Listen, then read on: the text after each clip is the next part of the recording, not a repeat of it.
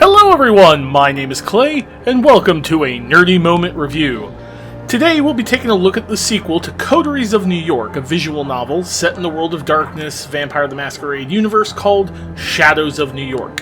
A review code was provided by the developers to me for the purposes of this review, without asking as well, which is a shock. I call it a sequel, but really it's not a direct sequel.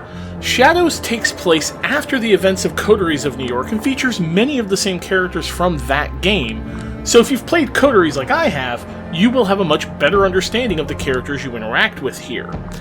The game, much like the previous one, looks really good. The art is evocative, the characters all pop, and the colors are really nice, but can strain the eyes, I found. It's all blacks, reds, and grays, and it can get tiresome after a while. Take breaks while reading. The sound design is also solid as well, with the music being nice and atmospheric. There is no voice acting, however, so be ready to read all the reams of texts. I say that because, well, this is a visual novel.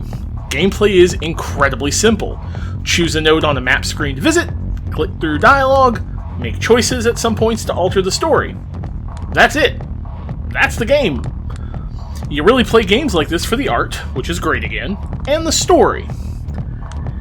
And let's talk about the narrative, shall we? It's the primary focus of the game, and honestly, I have seen better. It feels disjointed at times, where the events that you're experiencing are not really connected to each other. You start out being embraced, but if you don't choose the right options at that point, you can actually get a game over in the first 10 minutes. I managed it. No joke.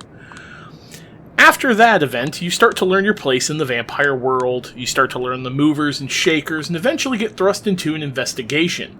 This is when the disjointed feeling really sets in. You play out each of 9 nights by choosing a node to visit, which will have an encounter. These encounters never really felt connected to the job I was supposed to be investigating, and thus often felt like a waste of time. Randomly, however, I would suddenly get into an event after one of these that was connected to the narrative. At one point, for instance, I blacked out after dealing with a stalker boyfriend, woke up in a different place, and just happened to find the person I needed to talk to for the investigation. It felt off.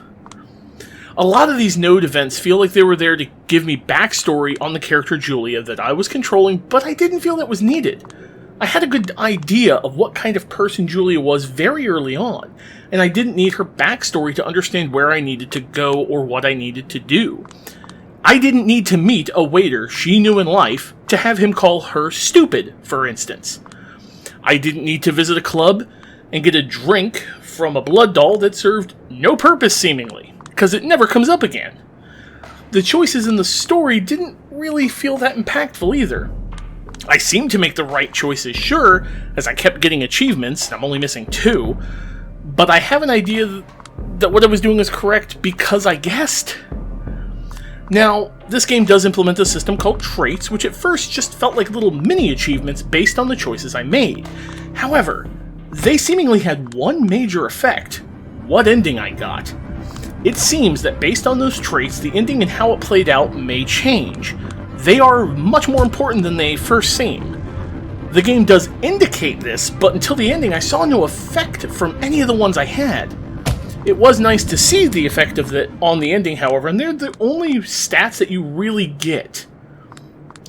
The other issue I have with the game has to do with the inclusion of our wonderful friend, the pandemic of 2020. They refer to it directly once as the SARS virus from China. It comes up a few more times after that. Once to explain why a fast food joint Julia visits is closed, and once when she comes home to find her girlfriend going stir-crazy. It was really unneeded, and given the time frame of the game's release, I don't feel comfortable with its inclusion.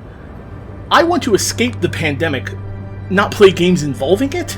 It just feels wrong to use it right now, and it also super dates the game hard. The girlfriend event did not need the virus to be the impetus of it. The burger joint could have been closed for renovations, both of those events would still have worked. It just feels greasy to me. Especially a bit towards the ending where a priest sermonizes about the pandemic and refers to it as the Great Apocalypse, and after the Great Apocalypse comes the Great Rebirth. It's like, happy that there's a pandemic?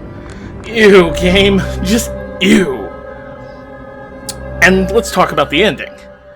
Well, in my Coteries review, I didn't really go over the ending, because I didn't finish it before that video, but I did go back and finish Coteries, and that game's ending comes out of left field and felt completely out of place. But this game's ending? It's honestly pretty solid, all things considered. I managed to get the good ending, and somehow all the little traits I had were the perfect combination to pull it off. It doesn't save the game overall for me, but I was as satisfied as I could expect to be. I could have gone without the entire bit involving 5G and QAnon, though. I'm not kidding, the game brings up both those things directly in Julia's final speech. She's talking about propaganda and conspiracy theories, and just keeping it general would have been enough. But again, the game had to date itself. Overall, I'm not really impressed with this one. I am happy that we're getting more Vampire the Masquerade games and more urban fantasy games, but I'm not sure I like the format or the disjointed narrative style of this one, nor the super dated narrative. It feels off. If you liked Coteries and the characters there and want to see more of people like D'Angelo, Hope, Tamika, and the others, you might enjoy this one just for the callbacks. But if you haven't played Coteries of New York, I'd avoid this one. Unless it's on deep sale and you really want more Vampire the Masquerade games. Also, one final thing, it has a save on exit option as the only way to save, and I hate that. Give me the ability to save when I want and when I need to, devs. Please. As always, thank you so very much for watching. If you like what I'm doing, please hit that like button, subscribe, hit the bell, and hey, stay nerdy, treat each other kindly, and I'll catch you on the next one.